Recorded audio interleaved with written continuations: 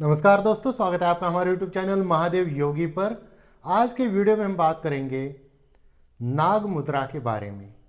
जानेंगे नाग मुद्रा किस प्रकार से लगाई जाती है, क्या है इसके फायदे, क्या है नुकसान, इसे कब करना चाहिए, कितना करना चाहिए, किस प्रकार से करना चाहिए, इन सब के बारे में डिटेल्स में जानकारी लेंगे।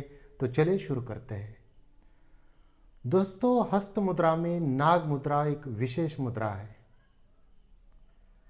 नाग मुद्रा करने से हमारे शरीर का बल बढ़ता है, शरीर की ऊर्जा बढ़ती है।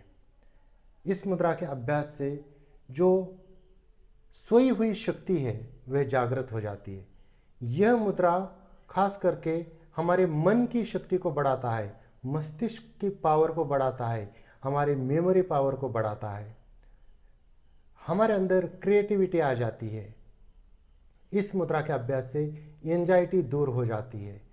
समस्या का हल पाने में भी यह मुद्रा काफ़ी उपयोगी होती है। इतना ही नहीं, इस मुद्रा के अभ्यास से रिप्रोडक्टिव सिस्टम से संबंधित समस्या में भी लाभ मिलता है, डाइजेस्टिव सिस्टम से संबंधित भी लाभ मिलता है, और रेस्पिरेटरी सिस्टम से संबंधित समस्या में भी लाभ मिलता है। और नर्वस सिस्टम के लिए तो ये बेस्ट मुद्रा है ही। बहुत सारे फायदे हैं इस मुद्रा को करने से। इस मुद्रा को करने का तरीका भी बड़ा सिंपल है। इस मुद्रा को करने के लिए आप जमीन के ऊपर कुछ बिछाकर उसके ऊपर बैठ जाइए। पद्मासन, सुखासन, सिद्धासन, स्वस्तिकासन, वज्रासन, इनमें से जो भी आसन आपसे आसानी से और सुखपूर्वक लगता है, क्योंकि ज़बरदस्ती आसन लगा के उसमें कष्ट हो रहा है, उस अवस्था में मुद्रा लगानी नहीं। सुखपूर्वक आराम से बैठ जाइए, जिसमें भी आप बैठ सकते हैं। किसी में भी नहीं बैठ सकते तो चेयर के ऊपर बैठ जाइए, पैरों के नीचे कुछ बिछा दीजिए और वहाँ पर बैठकर इस मुद्रा को लगा लीजिए। कितनी देर के लिए लगाना है? कम से कम 5 मिनट तो लगाना ही है। फिर आपके टाइम के ऊपर है, 5 मिनट, 10 मिनट, 15 मिनट, आधा घंटा, 1 घंटा। इसको जितना मर्जी ज़्यादा लगा सकते, लाभ ही होगा।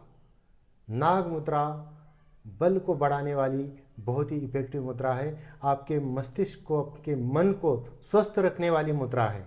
तो चलिए जानते हैं इस मुद्रा को लगाना किस प्रकार से है। बहुत सिंपल सी विधि है। आपका जो राइट हैंड है उसकी हथेली इस प्रकार से लाइए। इस हथेली के ऊपर आपका जो लेफ्ट हैंड है उसकी हथेली इस प्रकार से रख दीजिए, और राइट हैंड का जो अंगूठा है इस प्रकार से इस हथेली के ऊपर आ जाएगा, और फिर लेफ्ट हैंड का जो अंगूठा है इस प्रकार से इसके ऊपर आ जाएगा। तो ये हो जाती है आपकी नाग मुद्रा। एक बार फिर से देखिए, बड़ा सिंपल है। इस हाथ से मान लीजिए इसको इस प्रकार से आपको पकड़ लेना है, उसके बाद ये अंगूठा इसके ऊपर ऐसे चला जाएगा। तो ये हो जाएगी आपकी नाग मुद्रा। ये जो उंगलियां ऊपर जो बचती है थोड़ी ऊपर आई हुई, इसको ज़्यादा पीछे की तरफ मत मोड़िए, इसको हल्का सा सामने की तरफ आप मोड़ सकते हैं, हल्का सा सामने की तरफ, ज़्यादा मोड़ना नहीं है। लेकिन कभी कभार क्या होता है कि उंगलियां ना ऐसे जब हम तनाव देते हैं उंगलियों को तो ये पीछे की तरफ चले जाती है, तो ये पीछे नहीं जानी चाहिए। इसको हल्का सा ऐसे सामने की तरफ रखना है। और इस मुद्रा को लगाने के बाद आपको रखना कहाँ पर है? मान लीजिए आपको रिप्रोडक्टिव सिस्टम से संबंधित समस्या है, जो भी प्रजनन तंत्र से संबंधित समस्या है, उन व्यक्तियों को इसको रखना है अपने जंघा के ऊपर। आलती पालती मारकर या पद्मासन में जब बैठेंगे तो अपने जंघा के ऊपर ऐसे अपने सामने बिल्कुल स्वादिष्टान चक्र के सामने इस प्रकार से रख कर आंखें बंद करके डीप ब्रीदिंग करनी है। जिनको पाचन तंत्र से संबंधित समस्या है उनको रखना है इसको अपने नाभि के सामने, मणिपुर चक्र के सामने। जिनको सांसों से संबंधित समस्या है या मन बहुत ज़्यादा घबराता है, डर लगता है, उनको रखना है अपने अनाहत चक्र के सामने। जिनको थायराइड संबंधित समस्या है, गले से संबंधित समस्या है, आवाज़ बैठा हुआ है, या जो भी गले से संबंधित कफ बने हुए हैं, खांसी है, इस प्रकार की समस्या है, तो इसको रखिए अपने विशुद्ध चक्र के सामने। बहुत ज़्यादा टेंशन डिप्रेशन में रहते, मन विचलित रहता है, कोई डिसीजन नहीं ले पाते, मानसिक रूप से पीड़ित है, तो इसको रखिए आप आज्ञा चक्र के सामने।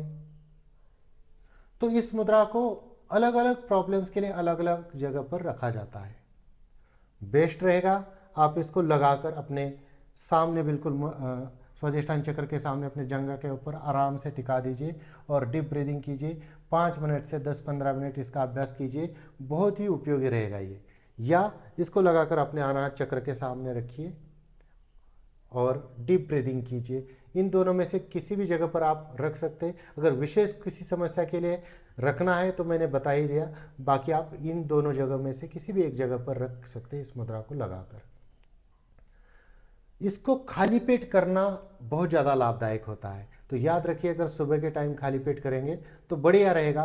वैसे आप दिन में कभी भी कर सकते, सुबह या शाम को या दोपहर को कभी भी कर सकते। बेस्ट रहेगा शांत वातावरण में सुबह सुबह खाली पेट, ब्रह्म मुहूर्त में उठकर शौच आदि से निवृत्त होकर उसके बाद इस मुद्रा का अभ्यास करेंगे तो इतना लाभ मिलेगा कि बहुत ही ज़्यादा लाभ मिलेगा। तो दोस्तों ये थी कुछ जानकारी नाग मुद्रा के बारे में। इसी प्रकार से और जानकारी के लिए हमारे चैनल को सब्सक्राइब कीजिए, इस वीडियो को लाइक कीजिए, अपने दोस्तों के साथ शेयर कीजिए। स्वस्थ रहिए, मस्त रहिए। धन्यवाद।